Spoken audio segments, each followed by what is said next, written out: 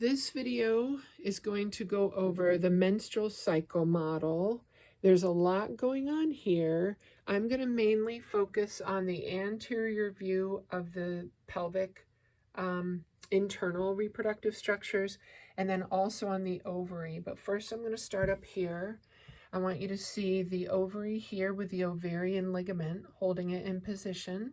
And then these are the uterine tubes, which end in fimbriae, which you can see here. This one is intact, like three-dimensional, the fimbriae. But over here on this side, the ovary's been cut open and the uterine tubes have been cut open, but they're still uterine tubes, right?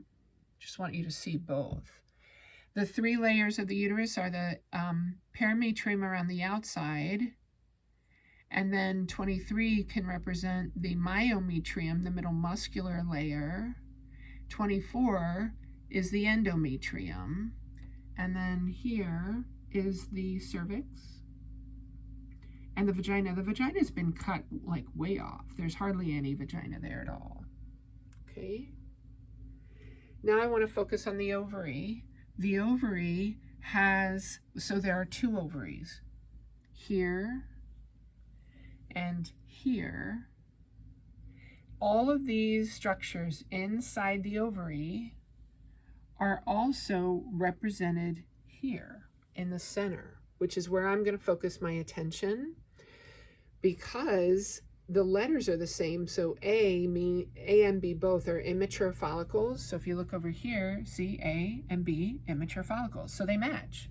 So I may as well go over this in the middle because it's the same thing. And if you look real closely, it's hard to see, but there's a timeline of a typical ovarian cycle, 28 days. So this is day 1, 2, 3, 4, 5, right? And there's a 7, 14, and then back to 28. So that means that these structures occur at these dates in here. So in other words, all these structures that you're seeing in the ovary, you're not going to see all of them at one time. There's a timeline involved here. So in the beginning of the cycle, the first week, you've got immature follicles. And then, if you look here around day 10, you've got a mature follicle. So C is a mature follicle. And I just want to point something out.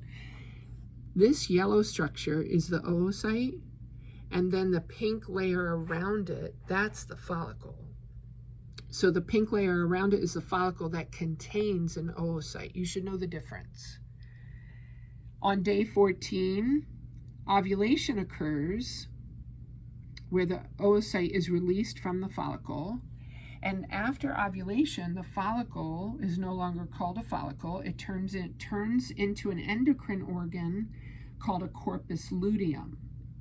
If pregnancy does not occur, the corpus luteum shrinks and becomes a corpus albicans.